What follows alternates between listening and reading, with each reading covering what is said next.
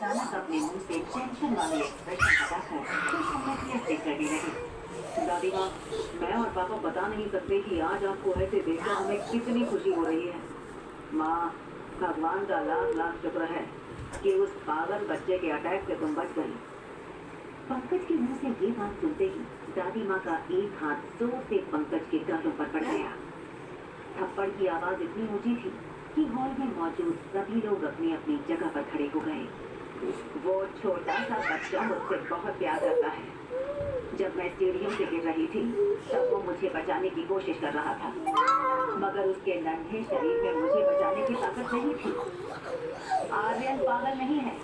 पागल तो वो लोग होते हैं जो अपने फायदे के लिए किसी बच्चे की जिंदगी पर। पंकज और आयुष ने ये पूरा ड्रामा खड़ा किया था। दादी माँ ने डॉक्टर शालिनी को अपने पास बुलाया और रोहित से कहा, एक बात कहूँ रोहित, आज मैं जो वापस होश में आ सकी हूँ वो बस सिर्फ इसी लड़की की वजह से। दरअसल मेरे गुरुजी इस टैबलेट को कुछ ही दिनों में लॉन्च करने वाले थे, मगर मैंने उसकी स्पेशल परमिशन लेकर दादी माँ के लिए दवाई मंगवा ली। मिस्टर माता, ये दवाई का चमत्कार ही है। डॉक्टर शालिनी की बातें सुनकर अनिका कमरे से बाहर निकल गई। रोहित खाना अनिका के पीछे दौड़ गया, मगर जब तक रोहित कॉरिडोर में पहुंचता अनिका एलिवेटर से चल चुकी थी। रोहित जानता था कि डॉक्टर शालिनी के दावे झूठे हो सकते थे। मल्होत्रा हाउस। शीला मासी बहुत गुस्से में किशन मामा के साथ बात कर रही थी।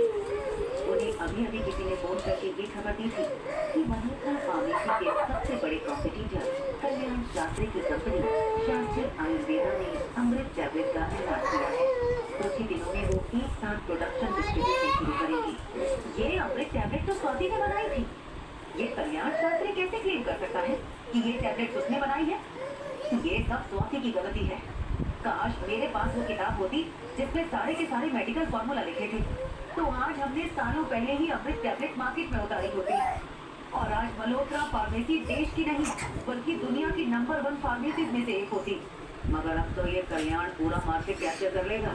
उसकी कंपनी नंबर 1 पोजीशन हासिल कर लेगी और मल्होत्रा फार्मेसी हमेशा हमेशा के लिए मिट्टी में मिल जाएगी। किशन मामा और अंजलि मामी की बेटी श्वेता ड्राइंग रूम में खड़ी हुई ये सब कुछ सुन रही थी। कंपनी के बंद होने की खबर सुनकर श्वेता बहुत घबरा गई थी। अंजलि मामी ने उसे समझाते हुए कहा, बिजनेस में उतार चढ़ाव तो होते ही रहते हैं, तुम चिंता मत करो, सब कुछ ठीक हो जाएगा। हाँ, मैंने तुम्हें कहा था ना कि दादी माँ की टेबल पर कुछ आयुर्वेदिक टैबलेट रखी हैं। जरा तुम चेक करके बता सकोगी एग्जैक्टली टैबलेट क्या है? ये कहते हुए अंजलि मामी श्वेता को दादी माँ के कमरे में ले गए। जैसे ही उन्होंने दरवाजा खोला, अंजलि मामी ने देखा दादी माँ खिड़की के पास खड़ी हुई अपनी आंखें मसल रही थी। अंजलि मामी दौड़कर उनके पास गई और उससे पूछा, मम्मी जी क्या हुआ? क्या हो रहा है आपको? श्वेता ने अपनी दादी को पकड़कर बेड पर बैठाया और पूछा, दरअसल मैंने वो आई ड्रॉप्स और वो टैबलेट कल रात को खाई थी और मुझे लग रहा है मेरी आंखों में कोई रिएक्शन हो रहा है। अंजलि मामी और श्वेता दोनों को टेंशन होने लगी। अंजलि मामी ने फौरन टेबल पर पड़ी दवाई की शीशी श्वेता को दी और कहा,